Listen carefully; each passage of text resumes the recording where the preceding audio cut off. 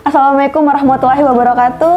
Halo sahabat hati ke hati, perkenalkan saya Nurul Reski, usia 25 tahun, dan kali ini kita akan membahas bagaimana sih persiapan khususnya perempuan menuju pernikahan.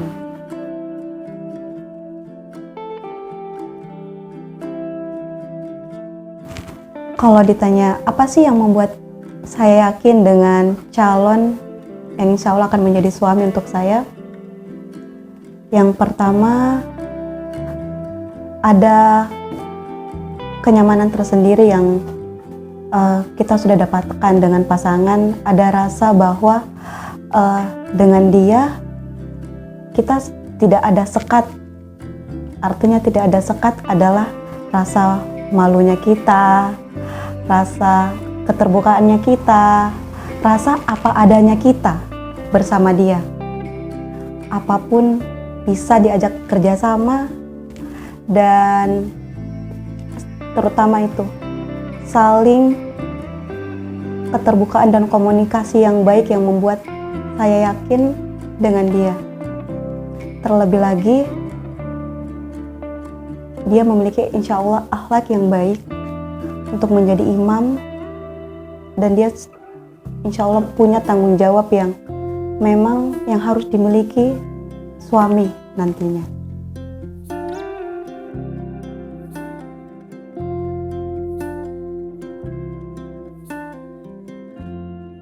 Memilih nikah di usia sekarang, mungkin tepatnya 25 tahun, bukan karena usia, tapi sudah mendapatkan yang tepat. Karena pernikahan adalah suatu fase kehidupan yang pasti ada plus dan minusnya. Bukan persoalan siapa yang cepat menikah, tapi persoalan bagaimana kesiapannya kita. Apakah kita sudah punya tekad yang bulat untuk menjadi istri? Apakah kita sudah punya tanggung jawab sebagai istri nanti? Bukan hanya sekedar berekspektasi kepada pasangan. Boleh jadi kita memiliki harapan yang sangat besar, punya ekspektasi yang begitu besar terhadap pasangan. Tapi pertanyaannya kepada diri kita sendiri, apakah kamu sudah mampu bertanggung jawab, mengambil tanggung jawab sebagai istri, memiliki tekad yang kuat sebagai istri? Dan alhamdulillah beberapa tahun ini pastinya kita belajar bukan hanya sekedar mencapai segala target pendidikannya kita, tapi sambil berbenah juga untuk hal ini, yaitu pernikahan. Dan di sini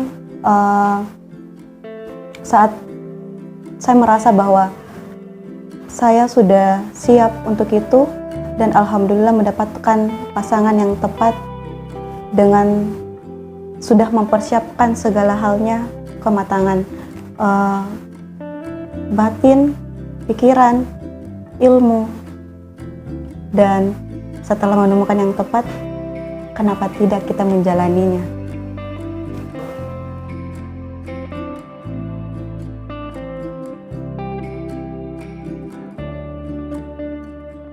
Kenapa memilih dia? Karena dia adalah pilihan Allah yang terbaik untuk saya. Kenapa saya katakan dia adalah pilihan terbaik Allah? Allah membantu menjawab dengan sholat istikharah yang mungkin tidak biasa dilakukan. Sholat istikharah yang hanya dilakukan biasanya cuma 40 hari, saya benar-benar melakukannya mungkin kurang lebih 2 bulan lebih. Karena mungkin yang namanya pernikahan ada saja ujiannya, cobaannya, tantangannya. Dan saya yakin memilih dia karena perjalanan kita bersama, kita melibatkan Allah di dalamnya. Terlebih lagi dengan kita mengenalinya terlebih dulu.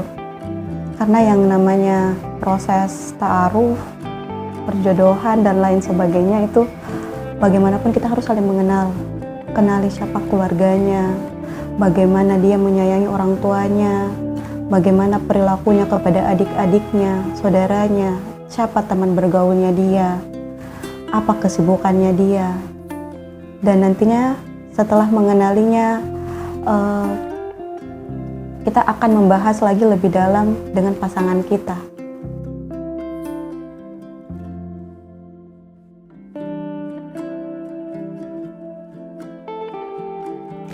Jadi saya tuh berkenal dengan pasangan yang sekarang itu kurang lebih hanya 3 pekan. 3 pekan itu dia meyakinkan saya bahwa ini insya Allah pilihan terbaik. Dan setelah 3 pekan perkenalan itu, saya tekadkan untuk sholat istikharah sampai betul-betul tiba masanya, apakah dia benar-benar ke rumah atau enggak gitu. Ya, meskipun kami sebenarnya teman sewaktu kecil, SD satu sekolah, SMP satu sekolah, tapi sama sekali nggak pernah mengenal satu sama lain. Dan kenal pertemuan pertamanya pun itu saat dia ke rumah sama orang tua pastinya. Karena saya bilang, saya bukan tipe perempuan yang mau jalan tanpa hubungan yang jelas. Sudah di usia sekarang juga, ngapain kita mau main-main juga kan. Terlebih juga alhamdulillah, saya dulu pernah pacaran, karena saya nggak langsung berhijrah seperti ini. Tapi itu pun sudah lama ya, sejak 8 tahun yang lalu. Dan baru memutuskan membuka hati saat ini. Dan membuka hati sejak 8 tahun itu kan nggak mudah ya untuk membuka hati gitu. Agak ada kaku-kakunya gitu kan, kita ngekenal dengan lawan jenis. Kemudian hal yang harus kita pahami sebelum kita bersama gitu.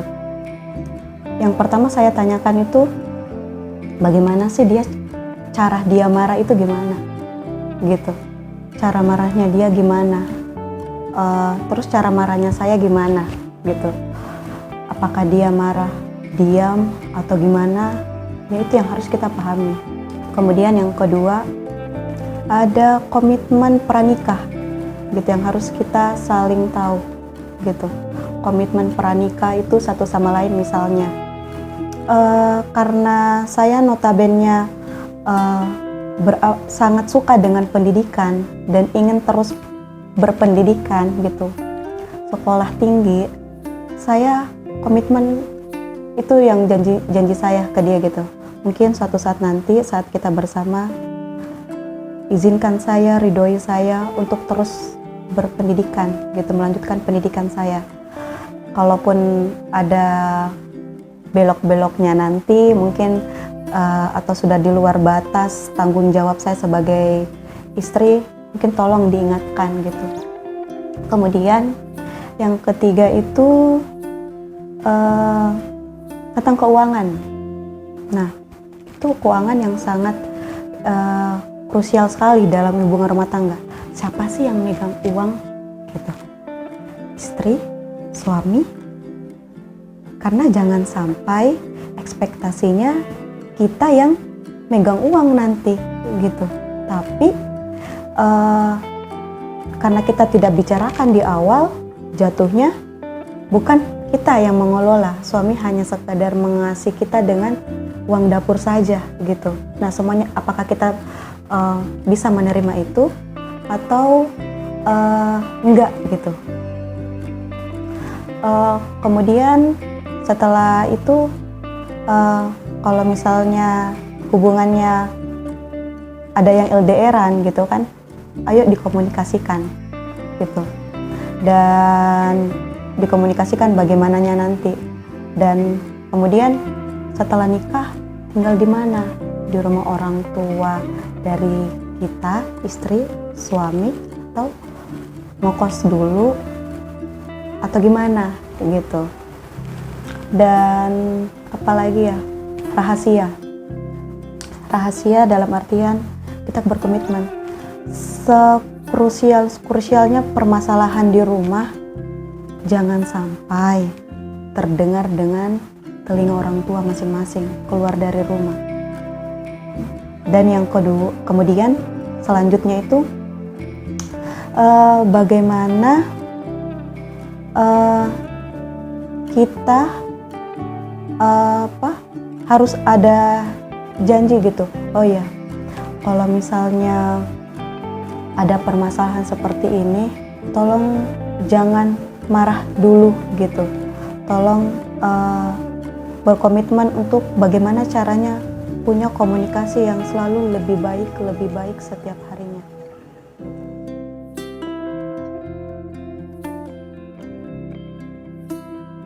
Oke, bagaimana keterlibatan orang tua dalam persiapan pernikahan? Bukan saja orang tua kali ya, keluarga besar. Nah, alhamdulillahnya karena orang tua sudah percaya dengan saya dan saya punya gambaran tersendiri, konsep tersendiri, dan insya Allah semuanya akan kembali ke saya juga gitu. Dan mungkin orang tua hanya keluarga besar khususnya membantu apa yang perlu dibantu, dan segala konsep dan segala sesuatunya tuh kembali ke saya gitu. Tapi bagaimanapun kita mengkonsep, dan pasti butuh bantuan orang lain.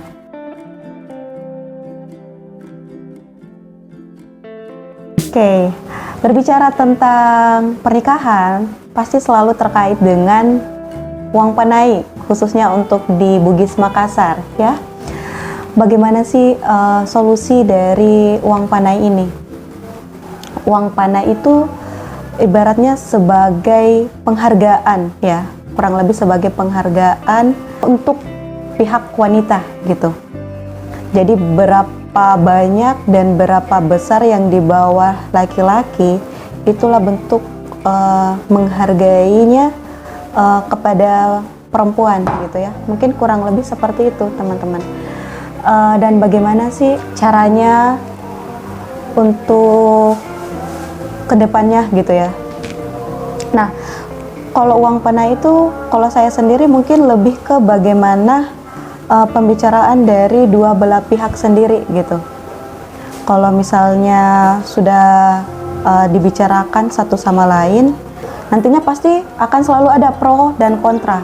Tapi kita harus kembali lagi ketika kita saling menerima satu sama lain. Jika pada akhirnya yang dibawa dari pihak laki-laki tidak sesuai ekspektasi dari keluarga besar perempuan, ya satu sama lain harus menerima gitu. Tapi harapannya satu sama lain itu tidak ada yang dirugikan, bahkan sama-sama membawa dampak positif gitu. Artinya sama-sama langsung saling diterima begitu, dari keluarga laki-laki ke keluarga perempuan. Ya berat juga ya teman-teman bahas seperti ini. Tapi yang intinya harapannya semoga jalannya kita untuk menikah nantinya bersatu, nantinya tuh Allah mudahkan, dan yakin saja bahwa akan ada namanya kemudahan ke depannya, dan selalu akan ada namanya pro dan kontra di setiap pernikahan. Bukan hanya sekadar di adat Bugis Makassar, di adat Jawa pun pasti selalu ada pro dan kontra ya. Kemudian saling menerima satu sama lain apapun kondisinya ke depan. Yang terpenting adalah bagaimana laki-laki sudah membuktikan dan mengusahakan yang terbaik untuk perempuan, dan begitupun kita perempuan sudah memberikan jalan yang terbaik dan membantu dari pihak laki-laki untuk saling membicarakannya lah satu sama lain bagaimana jalan baiknya gitu. Kalau teman-teman gimana?